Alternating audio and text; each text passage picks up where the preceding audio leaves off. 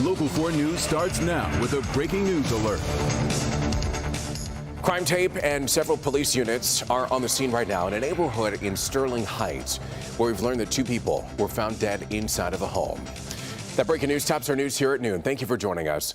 I'm Evrod Cassimy. Investigators are there on the scene right now. They're gathering evidence at a home on Banger Drive, just north of Clinton River Road and between Shaner and Saul. For more information, let's get out to Local 4's Sean Lay, who joins us now live with a look at what we know so far. Sean? Absolutely tragic, very sad situation here, Evrod, on Banger, right near Saul, as you mentioned, just east of Shaner, this very quiet subdivision here. I'm going to step out of the way here. Very active scene here involving Sterling Heights Police. You can see investigators meeting right there on the front driveway, just a few steps away at this home that's so well cared for, right inside the front door. We have 2 people in there who is a victim, police say, of a murder-suicide. We're talking about an 87-year-old man and his 86-year-old wife. Here's what we know. 9:30 today, sharp call to 911 from the 87-year-old man saying, "I just shot my wife," and then he hung up the phone. That put the wheels in motion of Sterling Heights Police rushing over here to find out what was going on. Also with the report of a man saying he shot his wife inside the home with a handgun. Well, police then had to take all kinds of precautions to approach the home then safely. They got all geared up. They were able to make entry into the home. No response from anyone at the door. They walked in the door, and that's where they found both people on the floor, deceased from gunshot wounds, an 87-year-old male and his 86-year-old wife. Absolutely tragic. Family members of these 2 rushing here, of course, meeting with investigators at a home next door. They just left, of course, heartbroken here. What led to this? Police are trying to piece everything together, everything in play right now. Were there health problems? Were there financial problems? Those are the things they're talking to family members about right now. For all intents and purposes, what neighbors tell us, and some social media presence here from these two were they just loved each other, this couple. So to find out exactly what happened here, police want to know, and family members, of course, helping out in that regard. Police do want to point out, yes, gunshots here inside the home, no threat to the public whatsoever, just a very, very tragic scene. Back to you. Just so many questions still, and this all just makes no sense, Sean. Thank you for keeping us updated. Of course, we'll hear more from Sean a little bit later today.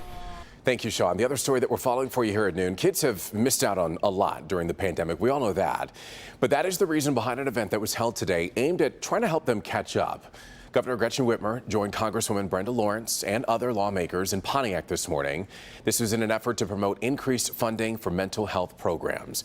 Local 4's Priya Mann joins us now live with more. She was there earlier today. And Priya, these programs that they're promoting are within schools.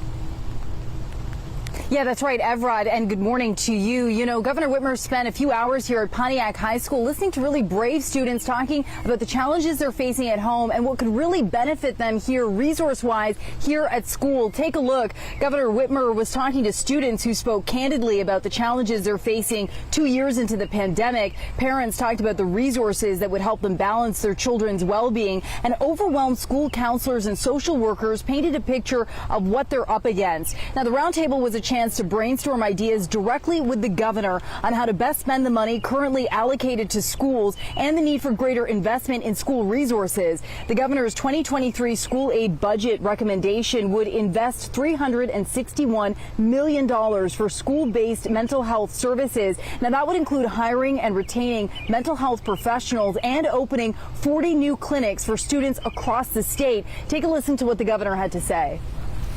Well, there's no question. It is real. We always have this tendency to say kids are resilient, and they are. But our kids have been through a lot, just like every one of us has.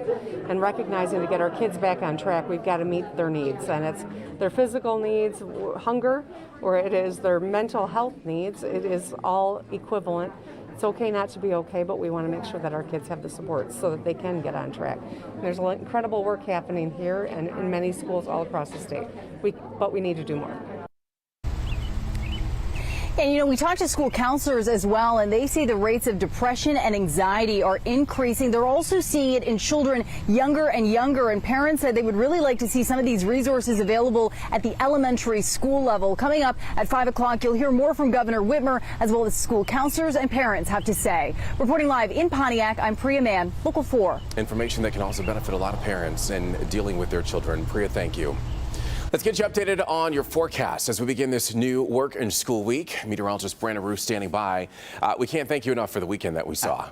And a tough act to follow, Evrod. So dropping temperatures today. We're looking at mainly 50s out there. Double Nichols, 55, Lapeer, Pontiac. It's 58 Ann Arbor. Double Nichols in Grosse Ile and Howell as well. Still hanging on to a couple of 60s, but if you're wondering, you probably are, how much cooler is it than it was at noon yesterday?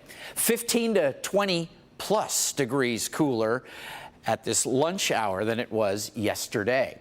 Looking at Storm Tracker 4, and this will really be the weather story of the day as we see some showers moving into and through downtown Detroit, downriver. More heavier showers coming into play here across portions of Washtenaw County, moving at a pretty good clip to the north, about 40 to 50 miles an hour, headed into Northville, Farmington Hills by about 12:20, with more showers down to our south on the heavier side. So we get into a more steady, heavier rain in the next probably 60, 90 minutes, Evrod. So a wet afternoon, and keep the umbrella handy as our temperatures drop. If you have errands to run, after school sports, things like that, keep a close eye on radar right there at the Local Forecasters app.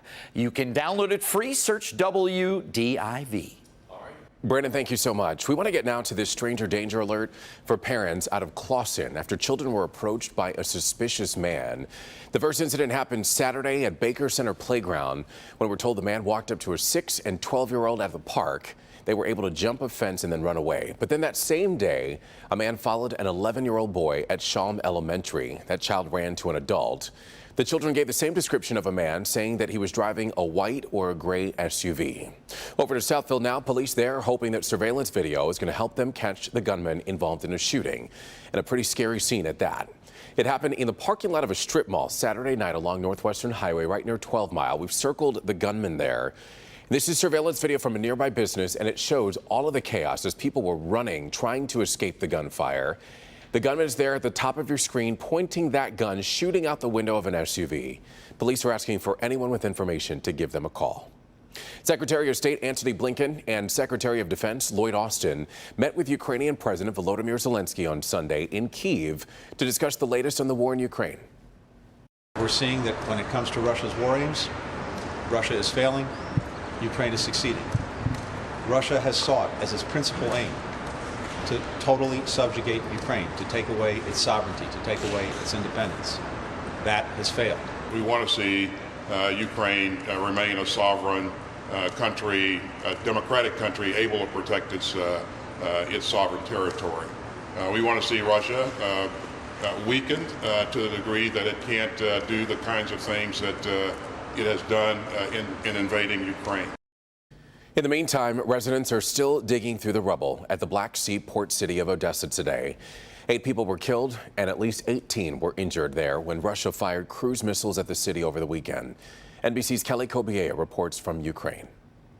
This is now a cleanup operation here in Odessa, the site of the first missile strike in this city in 3 weeks. The missile hit the front of this apartment building and went clear through to the back, killing 8 people, including 3 members of the same family, 3 generations of the same family, a baby girl, her mother, and her grandmother.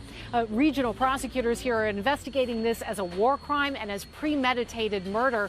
The Russian Defense Ministry said they were targeting military facilities, not civilian sites. But the Ukrainians say there are no military targets in this area. This is a residential neighborhood. Since this strike in the past 48 hours, the air alerts have been sounded every morning and every evening, and people here are understandably much more on edge than they had been. They had felt relatively safe up until now. Some say they're reconsidering staying here. They're prepared to leave the city, leave the country until things become calmer, until possibly peace returns to this country. Others digging in, saying they're ready to join the fight and they will do all that they can to defend this city from any potential Russian advance. Kelly Kobiella, NBC News, Odessa, Ukraine. Right now, we want to get you updated on gas prices. They're slowly ticking up here in Michigan. The average price for a gallon of regular gas is now at $3.94. That is up 2 cents from this time last week. Prices are higher in Metro Detroit at $3.99 a gallon. That's also up 2 cents from last week. And then you see the national price, the average price for a gallon of gas there. It sits at $4.12, which is 4 cents higher than it was a week ago. Unfortunately, experts are thinking that prices are going to continue to rise because oil prices are starting to go up as well. Meanwhile, the changes keep coming at one of Detroit's casino hotels. We're talking about Greektown Casino.